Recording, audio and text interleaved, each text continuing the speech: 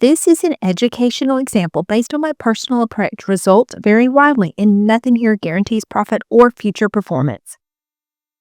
Hello, everybody. Welcome to the winter edition of the Trading with Ashley show. It's so cold where I live that even our Wall Street bull has a scarf on. We are good to go.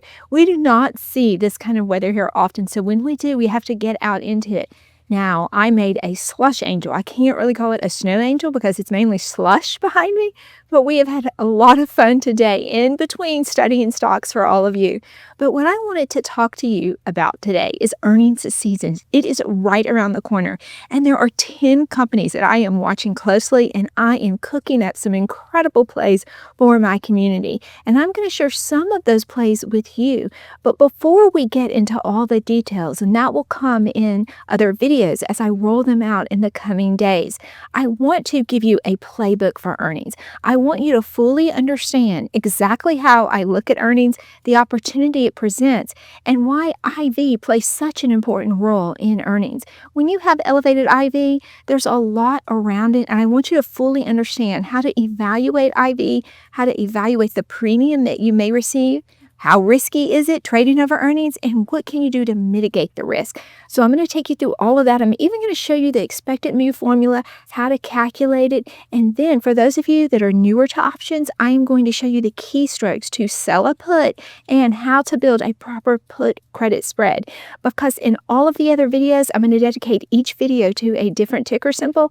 I want you to fully understand how to utilize the information I'm about to give you so that you can refer back to this particular video and it will help you when you are trying to put together the trades. I have so much to share with you in the coming videos. I want to make sure that you're all subscribed. I don't want you to miss one video. This is as much for me as it is for you. It helps organize my thoughts, and then I can put together some really good plays.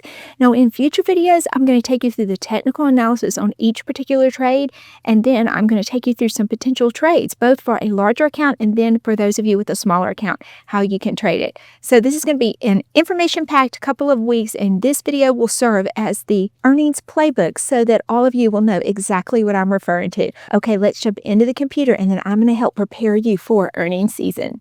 The first thing we're going to do is look at how IV affects the price of your option. Because when you are selling options, this elevated IV will help you put more premium in your pocket. You are taking a bigger risk because it's unknown what will happen, but there's ways to mitigate that risk. So let's go over first what we're looking at.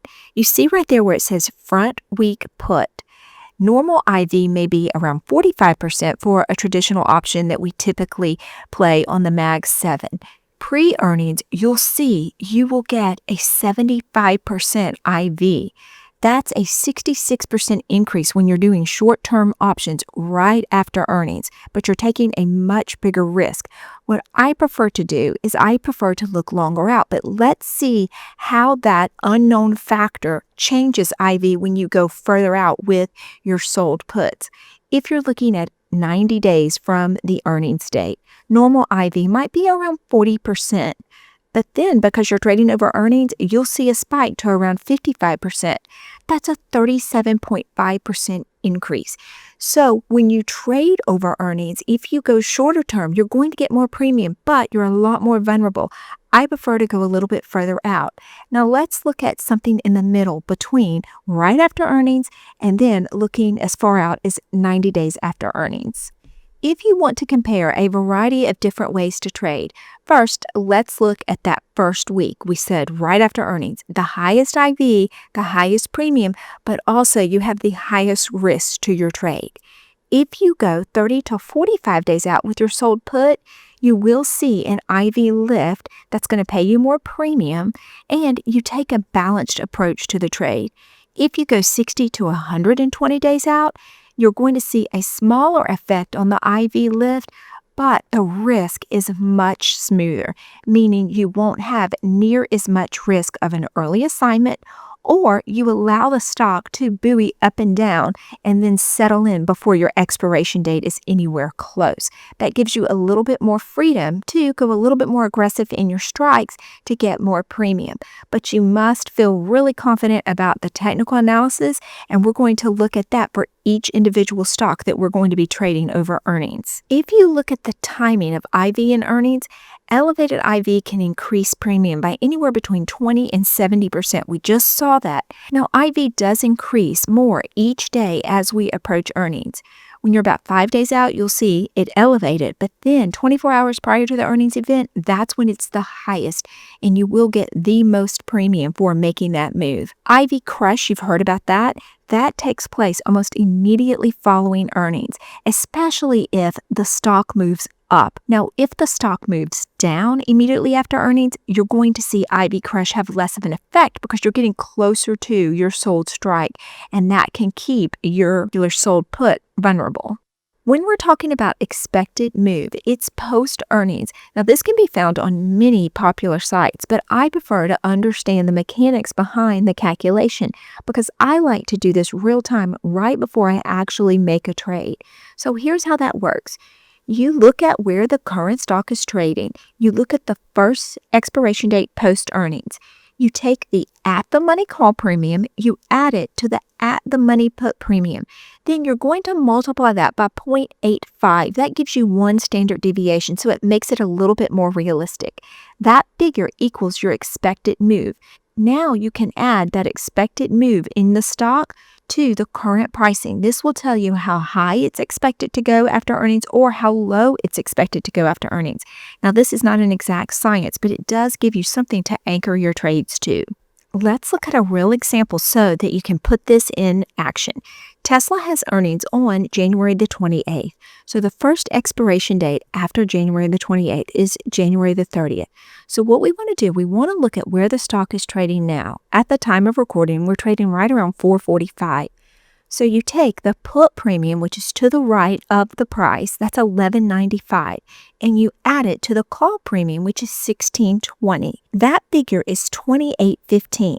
Now you multiply it by 0.85 to get that one standard deviation, and that equals 23.92. So we can call it about $24. Now to decide what the expected move may be, you take that $4.45 and you add the $24 to it. So the high end would be around $4.69. And then to get the expected move down, you take the $4.45 and you subtract 24 from it, and that equals $4.21 on the low end. So that's how you get your expected move. You can calculate this at any moment in time based on where the stock is trading. Now I'm going to take you through the keystrokes so that you fully understand what it means to sell a put. So if I am sharing in future videos that I'm selling a put on one of these stocks, I'm agreeing to purchase the shares at a strike price at a date that I have selected in the future. Let's go through the dynamics. This is an example with Tesla. Here I have filled out the order ticket, sell to open, because I'm selling this option. I've selected quantity 1.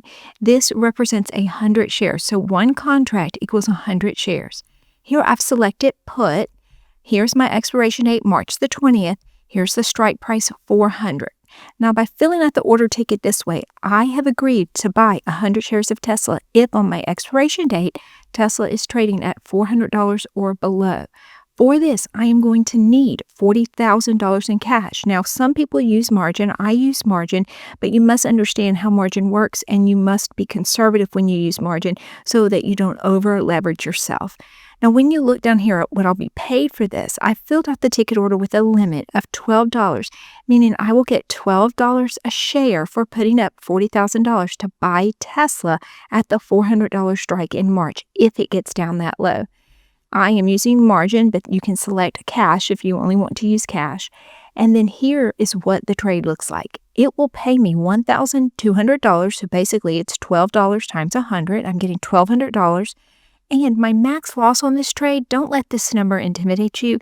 It says 38,800. Basically, it's saying if you buy these shares at the $400 strike, then once you consider the $1,200 that you received, if Tesla goes to zero, then you will lose 100% of the money that you put up for the trade. Now, that's unlikely, but let's say that you agreed to buy Tesla at $400 and it's trading at $350. $450 at the time of assignment. Well, you will have to buy it at $400. It'll cost you $40,000 and you'll be sitting on a paper loss at that point.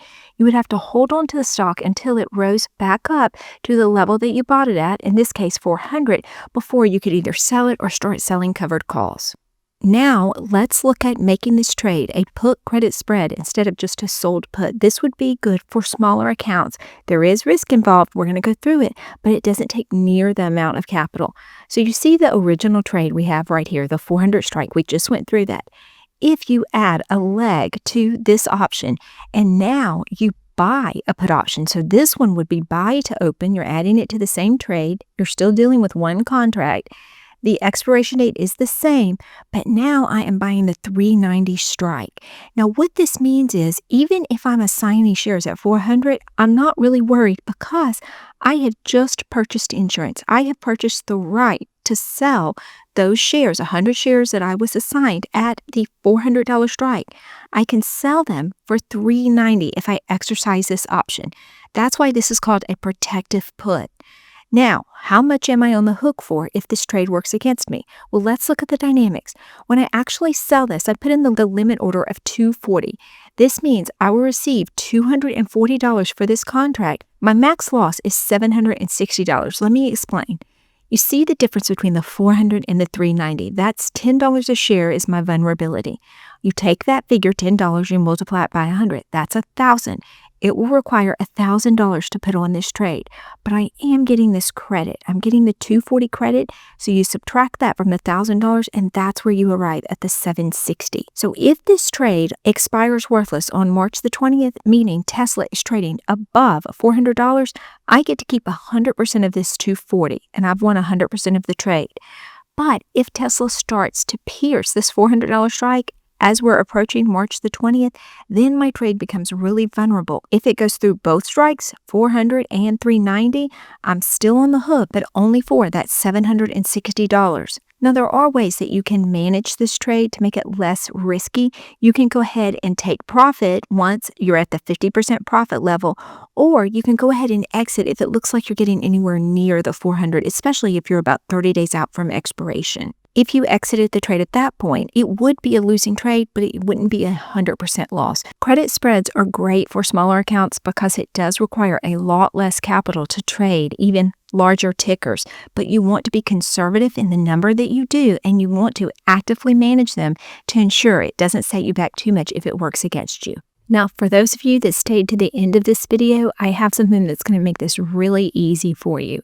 Here are all of the ticker symbols I will be trading over earnings, and these are the dates of their earnings. So you can take a screenshot of this. It'll help you better understand what order you might want to consider going in. Also, I included the expiration date if you're trading weekly right after the earnings event, or if you're going to push it out at least 1 month. Here's another gift that I have given to you that you may want to take a screenshot of. This is an earnings scorecard. I've put a lot of work into this, and basically what it's doing is it's showing you the upcoming date of earnings, but then it's showing you whether they typically go up or down after earnings. For example, look at Tesla. When you look at the last 4 earnings date, it has gone up 3 times, down 1. Then I have the expected move grade. Just because it's supposed to do something doesn't always mean it will. So I went ahead and put a grade on how it behaves after earnings when you're looking at the expected move. And then I included the IV spike. If you see a higher IV spike, it's going to equal a greater amount of premium for you. But it's also elevated risk because the swings could be wilder one way or the other. I hope you found this helpful. I'm already working on the next video for you. Plenty of time to study this video so that you are prepared for the next one that comes out. It's going to take you through some earnings play for that particular ticker. Now I am going to go make some warm chili for my family and maybe sip on some hot cocoa and get back to studying stocks so that I can make sure that we're all prepared for an incredible earnings season where we can make a lot of money, or worst case scenario, if you're going to sell some puts, you can pick up some of these incredible companies at a discount. It doesn't matter if the sun is out, if it's raining, if it's snowing, or in this case, sleeting. I will be there for you. If you're with me at Trading with Ashley, there is no trader left behind. Now, just to keep the fun going, I picked out another video for you. You can watch it right here.